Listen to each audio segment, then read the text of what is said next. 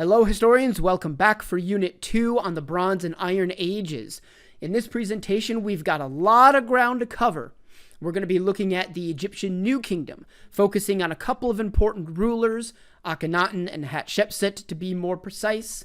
We'll also take a brief look at the Hittites in Turkey, Minoan Crete, and Mycenaean Greece. When we get to 1200 BCE, we're going to see the invasions of the Sea Peoples wreak havoc on many of those cultures, bringing a number of them to an end, but allowing space for new cultures to emerge, such as the Phoenicians with their trade routes and alphabet, the ancient Israelites with what will become their monotheism, the Persians, as well as a new incarnation of the Assyrians that are much more warlike than they were previously before the Sea Peoples invasions. We'll also take a bit of a deep dive into the religion of the ancient Israelites, looking at the development of their monotheism and how that came about. We'll take an extended look at the development of the Persian Empire, looking at some important emperors such as Cyrus the Great, Cambyses, and Darius, as well as the things they did politically to build up their empire, along with some of their religious practices of their Zoroastrianism, and how that religion influenced some of the principles of Israelite monotheism. And then finally, we're going to take a look at the culture of the more warlike Assyrians. We'll look at the success of their war machine. We'll look at some of their religious principles before we wrap up this presentation. So, without further ado, it is time for history, so let's get rolling.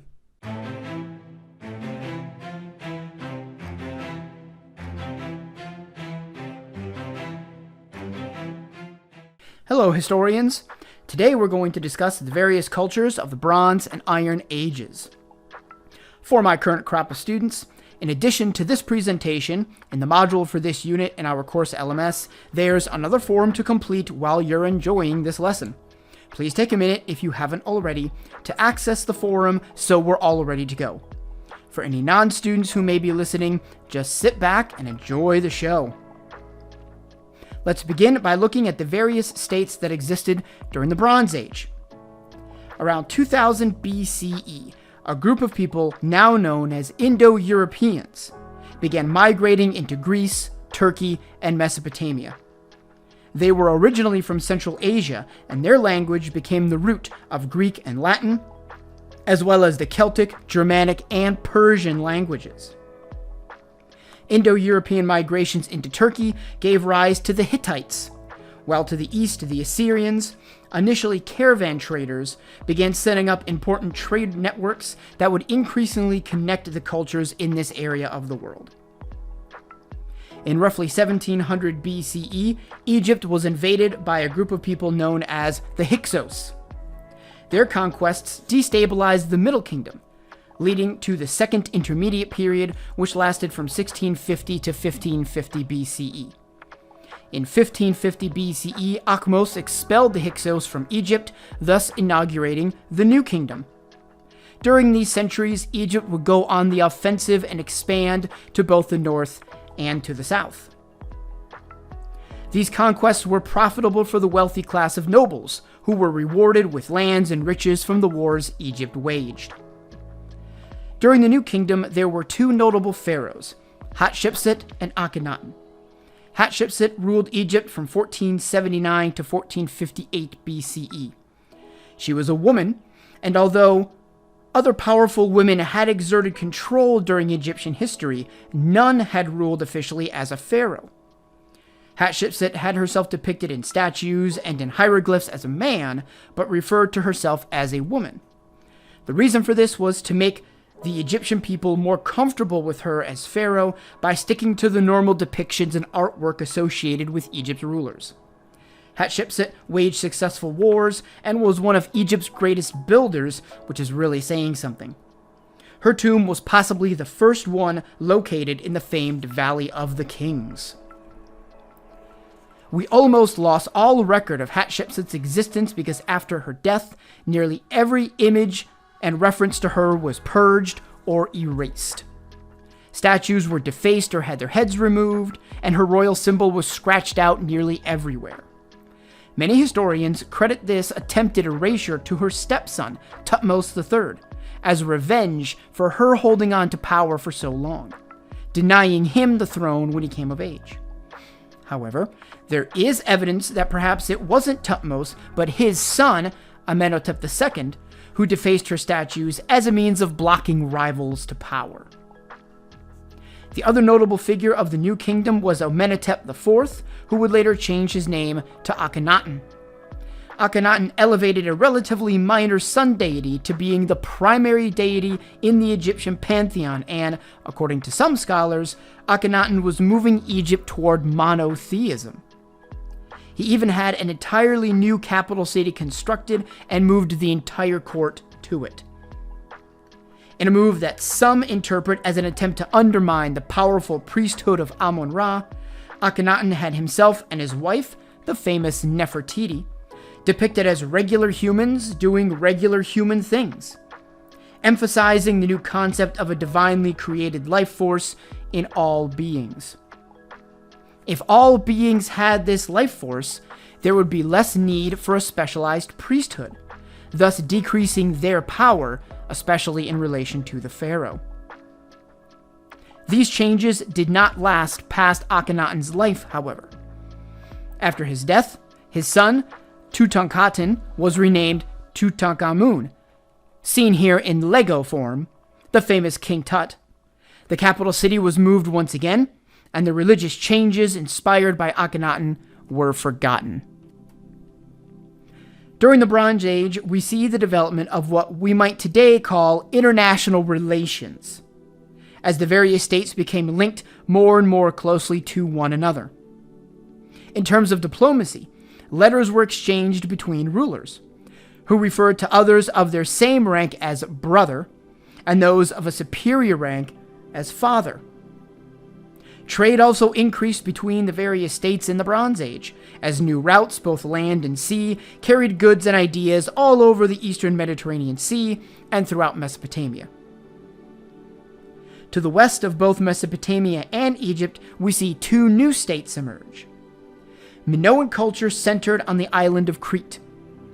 We know from archaeological remains that the Minoans were a seafaring people who built a wealthy civilization through trade. The palace of Knossos was lavish, with dozens of rooms decorated with colorful motifs. So secure were the Minoans in their sea power that there were no walls surrounding their cities on Crete. The Mycenaeans developed on the Greek mainland and were heavily influenced by the Minoans. They were a much more warlike people, however, as attested by extensive records of weapons and armor that have been found. Mycenaean cities were led by a warrior aristocracy serving a warrior king. By 1400 BCE, the Mycenaeans had conquered Crete and brought Minoan civilization under their rule. All of this development during the Bronze Age will come to an end beginning around 1200 BCE, when a group of people known as the Sea Peoples began a series of invasions that would disrupt numerous Bronze Age states. The Sea People first destroyed the Mycenaeans, causing a collapse that reduced the population of Greece by nearly 90% and pushing it into a dark age that would last 500 years. The collapse of the Mycenaeans also disrupted trade in the wider region by removing a major trading society, causing economic collapse and leading to the near failure of the Assyrians, who created those trade networks. The combination of trading partners falling and continued invasion led to the collapse of the Hittite civilization. Egypt was also invaded, but Ramses III was able to hold them off around 1176 BCE. Egypt would survive the invasion of the Sea Peoples and knock-on effects of those invasions, but the failure of other states in the region allowed new ones to emerge, both large and small, whose character would be different from that of earlier cultures. Now that we've taken a look at various cultures during the Bronze Age, let's take a breather and review the main points of this first section. First, many cultures in Greece, Turkey, and other places were descended from Indo-Europeans who migrated west from Central Asia. Second, during the Egyptian New Kingdom, Hatshepsut ruled as a female pharaoh, though she had herself depicted as a man, while Akhenaten tried to move Egypt toward a form of monotheism, but his changes died with him. Third, the Minoan people were great seafarers, while the Mycenaeans were militaristic. Finally, the Bronze Age will come to an end with the invasions of the Sea People, which caused great upheaval for a number of states in the eastern Mediterranean region. The invasions of the Sea People coincided with the end of the Bronze Age and the beginning of the Iron Age. So let's examine the new entities that emerged in the wake of the devastation caused by the Sea People. One of the new cultures that we see during the Iron Age was the Phoenician. They built a series of cities along the eastern Mediterranean coast, cities that each had a hereditary ruling family. These Phoenician cities also set up colonies across the Mediterranean world. Colonies that would create a new type of polity, an aristocracy, or rule by a few wealthy families that bound together to dominate a colony. A bit inland from the Phoenicians were the Israelites, who were initially organized into 12 tribes. In 1025 BCE, the tribes united under a king named Saul in order to defend themselves from another group called the Philistines. Saul, however, was an ineffective king and was eventually killed in battle in 1000 BCE. At this point, perhaps the most important figure in Israelite history, David, came into the picture, becoming king upon Saul's death. David, who ruled from 1000 to 973 BCE, successfully held off the Israelites' enemies and expanded the kingdom. He also made Jerusalem the new capital city, although in order to do all of these things, he imposed brutal taxes on his people, much to their displeasure. David will also play a central role in some of the tales included in the Hebrew Bible that we'll get to later. Upon David's death, his son Solomon became king. Solomon ruled from 973 to 937 BCE and built the temple in Jerusalem, inside of which was the Ark of the Covenant. You know, the Ark of the Covenant. The one from Indiana Jones and the Raiders of the Lost Ark? Wait a minute. Wait. Some of you have never seen Indiana Jones and the Raiders of the Lost Ark? Who are you people? Who the hell am I dealing with right now? I suppose next you're going to say something ridiculous like, I've never seen Indiana Jones and the Last Crusade either. Pfft, amateurs. Well, okay, for the uninitiated, the Ark of the Covenant was the container that held the 10 Commandments given by God to Moses as the basis of the laws of Israelite society. Solomon also created a navy and a trading fleet, maintained a standing army, imposed heavy taxes on his people, and implemented work requirements for them as well. Within a decade of Solomon's death in 937 BCE, the once united kingdom of the Israelites divided, with the two main kingdoms being the northern kingdom of Israel and the southern kingdom of Judah. During the 9th century BCE, the Assyrians, who were struggling for their very survival after the trade routes fell apart in the wake of the Sea People invasions, began to rebound, but this time as a military rather than a trade power. Various Neo-Assyrian kings launched campaigns of conquest to gain land and tribute from conquered peoples. Sargon II claimed descent from the first empire builder in the West, Sargon I, and used that historical, quote, legacy to continue expanding, conquering the kingdom of Israel in 722 BCE and scattering its people, who then assimilated into Assyrian society and disappeared as a distinct people, the so-called 10 lost tribes of Israel. The Neo-Assyrians were led by a warrior king who was also the chief priest, along with governors, priests, and military leaders that maintained transportation and communication infrastructure to tie the empire together. The local governors also collected tribute and administered the king's justice throughout the empire. This kind of centralized control is something that Neolithic and Bronze Age states could only dream of. Things wouldn't last forever, though, and in the 7th century BCE, the Neo-Assyrians were defeated by another power, the Chaldeans, who added the kingdom of Judah to their empire in 586 BCE, an event we'll return to later when we discuss religious developments. The final group I'll introduce you to in this lesson are the Persians.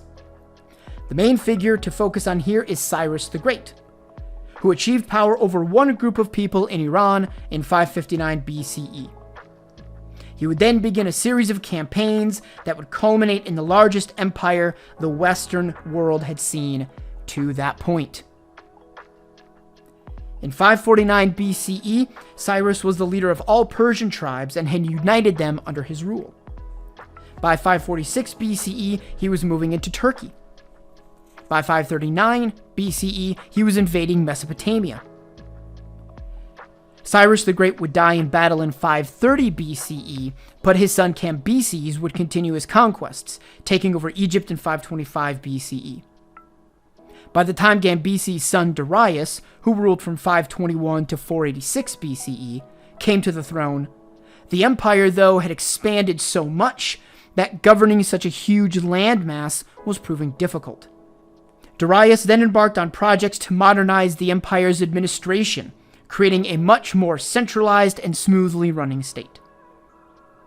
First, he divided the empire into provinces called satrapies, each led by a governor who had great power within their district but was responsible to the emperor. Darius also had a standard set of weights and measures created for his empire, along with a standard currency used from Egypt to Afghanistan. He also commissioned the construction of an extensive road system throughout the empire, including a 1,600-mile-long central road leading from the capital city to Turkey. This royal road had guard posts every so often and regular patrols to ensure its safety. Finally, Darius continued the tolerant policies of his predecessors, allowing conquered peoples to believe in their local gods and carry on with life as usual. They simply had to obey Persian laws and pay tribute to the emperor. Phoenicians, Israelites, and Persians, oh my, that's a lot of political development. So let's take a short review break and reiterate the main points of the material we've just covered. First, a united Israelite kingdom rose to power primarily under David and his son Solomon, who built up the army, engaged in various building projects, and expanded their control. Second, the northernmost 10 tribes of the Israelite people assimilated into Neo-Assyrian society after being conquered in 722 BCE. Lastly, the Persians emerged as a power under Cyrus the Great, and his son Cambyses and grandson Darius would continue to expand the empire and modernize its administration. Now that we've taken a good look at the political developments of the Bronze and Iron Ages, we should move on to examine what's going on in the religious sphere during these same time periods. Let's begin then with the Persians.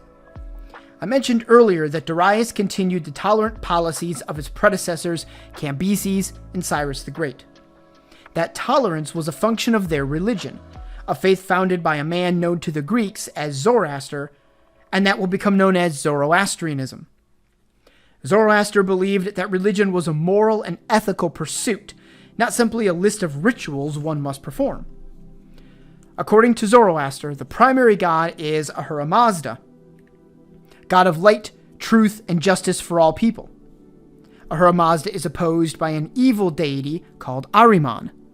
Zoroastrianism includes a belief in an apocalypse, or a last day, on which a titanic battle will take place between Ahura Mazda and Ahriman, and in which the god of light will finally triumph over evil once and for all.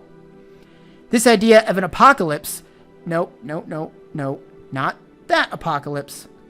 Yep, that apocalypse, will be adopted by the Israelites during the evolution of their monotheism, a subject to be discussed later, along with the notion of a returning god that will purge the world of evil. Persian Zoroastrianism was an individual, not a state-sponsored faith. This means that the Persians did not conquer in the name of their god as previous states had. Additionally, because this faith preached that humans had been given free will in order to choose to be good or evil, the Persian state did not force the faith on anyone they conquered, as doing so would negate their free will. This led to the tolerance demonstrated by the Persians, which was welcome to many people after suffering under more brutal regimes like that of the Neo-Assyrians. Zoroastrianism also called on people to act ethically, especially if they chose to be good by helping those in need and practicing hospitality. The most important religious development, however, was made by the Israelites, who were the first people in the West to make the move to monotheism, or the belief in a single God. Much of our knowledge of Israelite history and the evolution of their belief system comes from the Hebrew Bible, also known as the Old Testament, which is a series of books and letters. Multiple authors over the course of many years compiled oral stories, history, and allegories together to tell what the Israelite people believed was their own history and their relationship with God. The Israelites weren't always monotheistic. They were originally a polytheistic people like everyone else around them, believing in and worshiping many gods, one of which was Yahweh.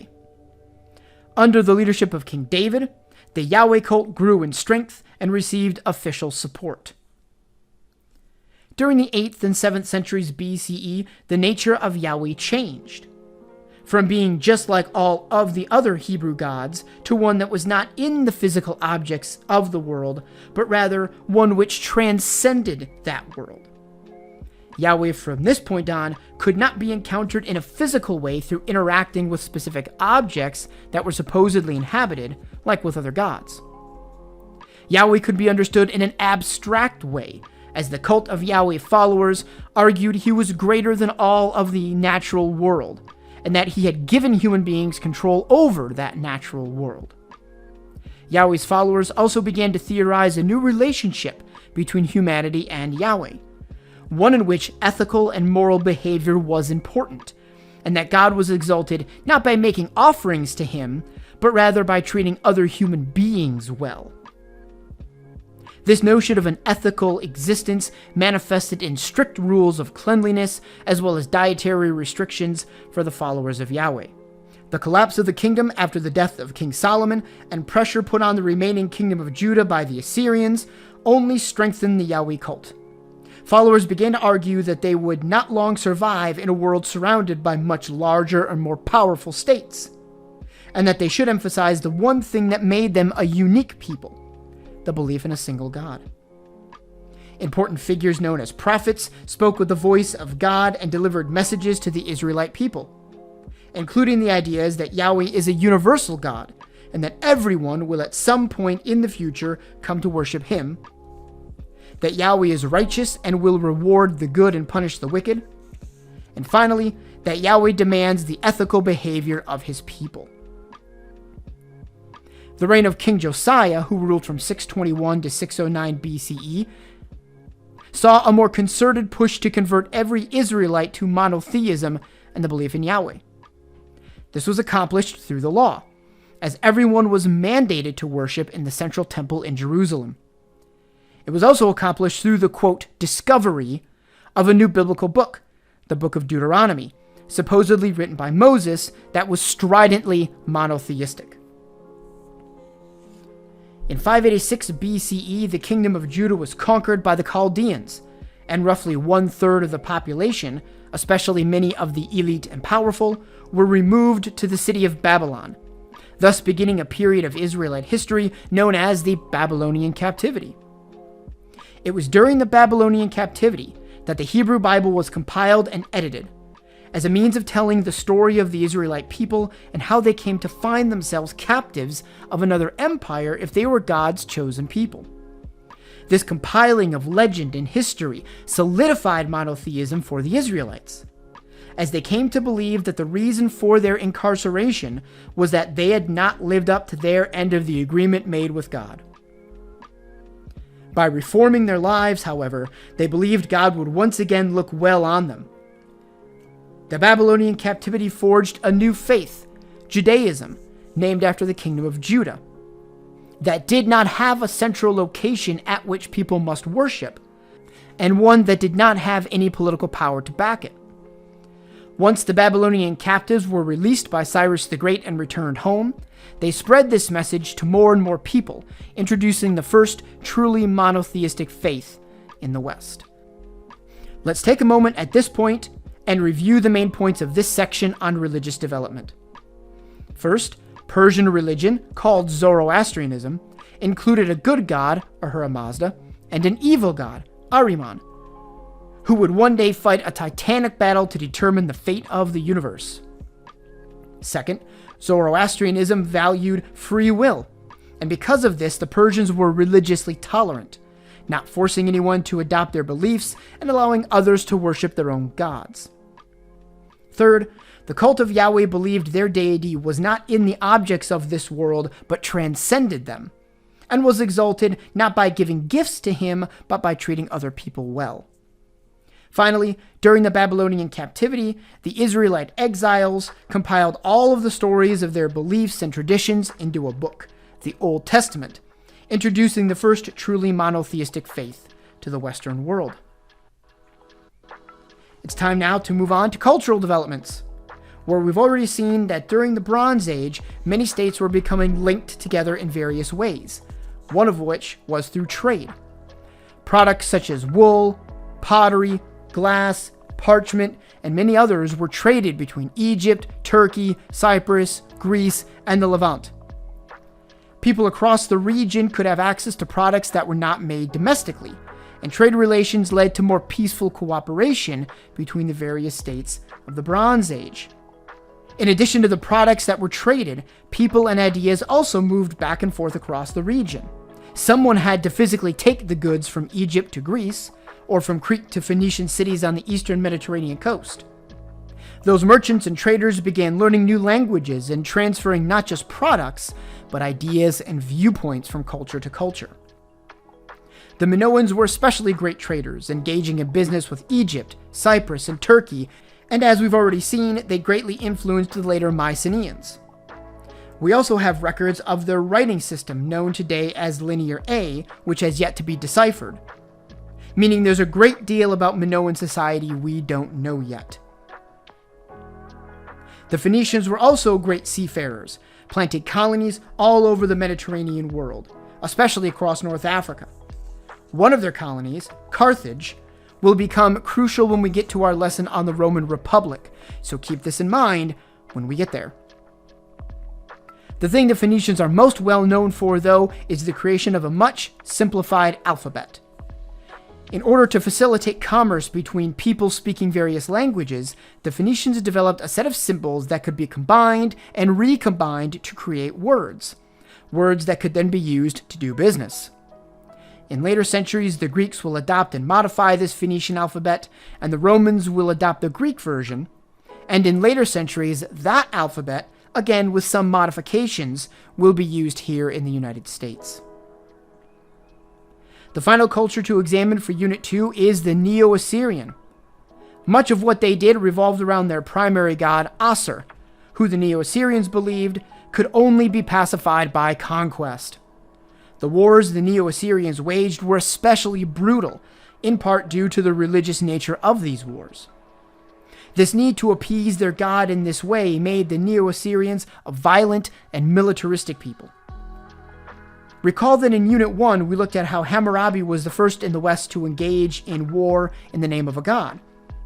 The Neo-Assyrians took that notion to the extreme in the 9th and 8th centuries. Conquered people were still allowed to keep their local gods and goddesses, but they were forced to worship Assur above and beyond all of them. And the Neo-Assyrians were not shy about stressing how weak the conquered people's gods were compared to theirs. The Neo-Assyrians also collected yearly tribute from subject people, but rather than simply send a tax collector to do the job, they raided the subject peoples year after year, using their military to not only collect tribute, but as a reminder of who was in charge. In order to do all of this conquering and raiding, the Neo-Assyrian army grew to 100,000 professionally trained soldiers, each equipped with iron weapons that could be forged in larger numbers. The army was also divided into different units, such as infantry, archers, and horse-drawn charioteers. The skilled employment of the various units made the Neo-Assyrian war machine one to be feared. Later rulers, however, would try to add a more peaceful legacy. Assurbanipal created a magnificent library in the capital city of Nineveh that collected together many examples of Mesopotamian literature, including the Epic of Gilgamesh. The Neo-Assyrians also adopted Hammurabi's code, but modified it to reflect their more patriarchal system by getting rid of many protections women had been granted in the original code. It's time now for our final review for Unit 2's presentation in the Bronze and Iron Ages. First, trade between a number of different peoples in the Eastern Mediterranean transported not just products, but also people and ideas. Second, the Phoenician alphabet laid the foundation for our own in the US today, as it was adopted by the Greeks, then later by the Romans. Lastly, the Neo-Assyrians were warlike because they believed their god called for blood and conquest, and they used their army to not only conquer but to enforce laws and collect tribute from conquered peoples. That wraps up this lesson on the people of the Bronze and Iron Ages. In this unit, we covered how Iron Age states were different than the ones that came before. We also examined religious innovations made by both the Hebrews and the Persians. Finally, we explored some of the culture of the Iron Age. If you have any questions about this presentation, please leave a comment below or send me an email if you are one of my students. Also, here's a short list of books you can check out if you'd like more information on some of the topics discussed in this presentation. Once again, please don't let the comment section devolve into a pointless flame war. Thanks for watching, everyone, and I'll see you all again in the next video.